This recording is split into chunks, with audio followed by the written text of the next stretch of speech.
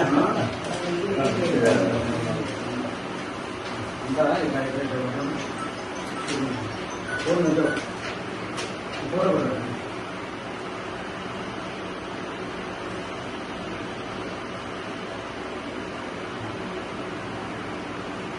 నమస్కారం.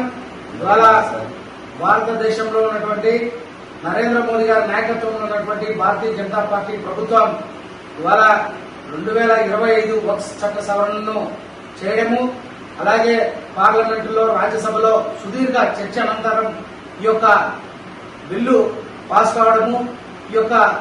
చట్టాన్ని మనము ఏదైతే ఉందో పేద బడుగు బలహీన వర్గాలు అయినటువంటి ముస్లింలు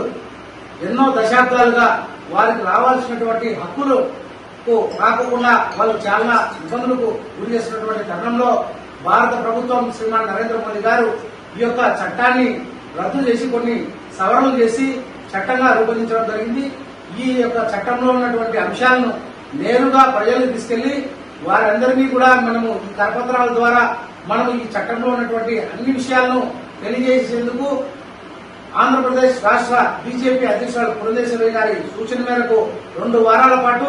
మనము ప్రతి ఇంటింటికి తిరిగి ఈ యొక్క కరపత్రాన్ని ఇచ్చి